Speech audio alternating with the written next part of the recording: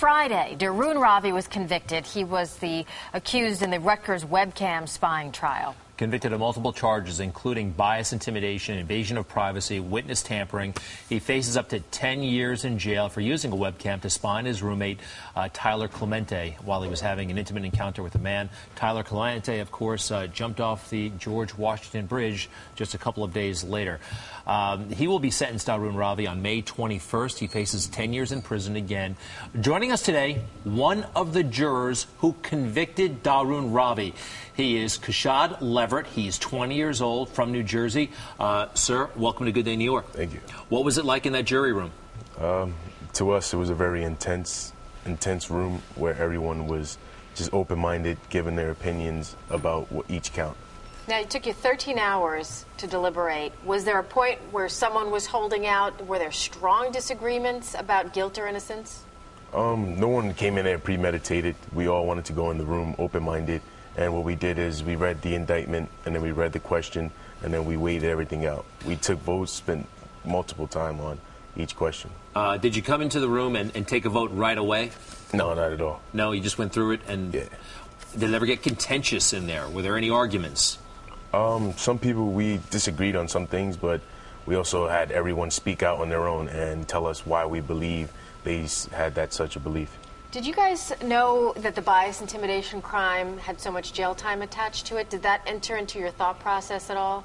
No, not at all. As instructed by the judge, we weren't instructed about jail time or anything.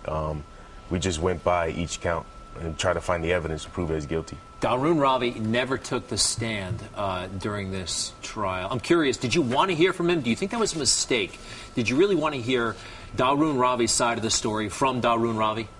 I think it would have been helpful to know his state of mind at the situation. Some of the stuff that was written about him pre-trial said he was arrogant, kind of, caught up in status and wealth. And did any of that come through in his demeanor? And you were in the same room with this guy for a long time. What are your observations? I've seen sometimes, there was a witness on the stand. He would shake his head. I guess he wasn't believing in the testimony that was given. But at the same time, we really couldn't tell what was in his state of mind. He didn't seem very emotional. Nah, Did that strike you at all? Did that make you feel like maybe he was guilty? I really couldn't say because I really didn't know his state of mind at the time. I don't know if you saw this over the weekend, but another juror, an alternate juror, came out. Now, an alternate juror is like somebody who's like a standby juror. If somebody gets sick, he can join the real jury. He hears everything you do, but he didn't deliberate. Put the quote up on the board. He said he would not have voted to convict. The rest of the charges I'm kind of up in the air about, but as far as the bias charges, there's no way I could have come back guilty on any of them. That's James Downey. First of all, did you meet him? Did you know him? Yes, I met did. James. He was in the box with you guys.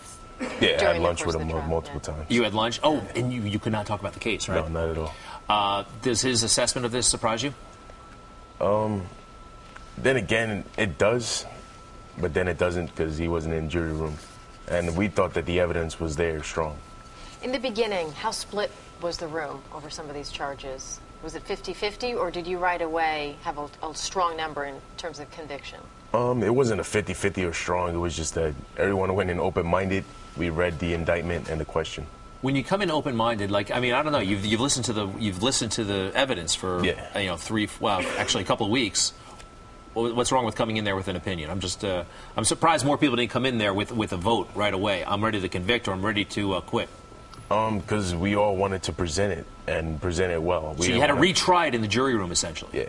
Huh. Well, we didn't want to make the wrong decision. We wanted to make the right thing. We didn't want this to be a mistrial and then have people come back and do the same process we went through. Was there any particular person who testified that really drove things home for you?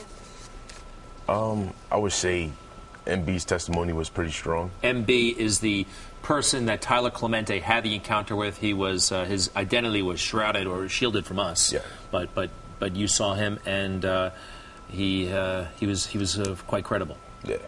You want to be on jury duty again?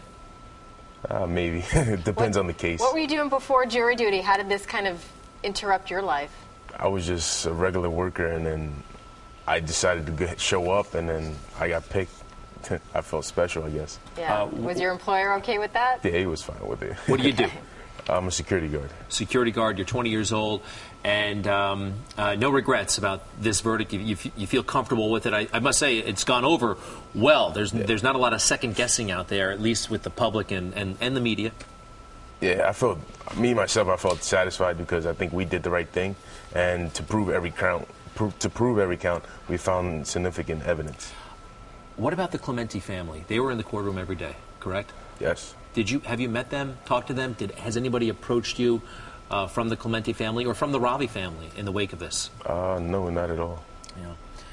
All right. Well, you certainly did your citizen's duty, and we really appreciate you coming here on our show. Thank you, sir. Thank you.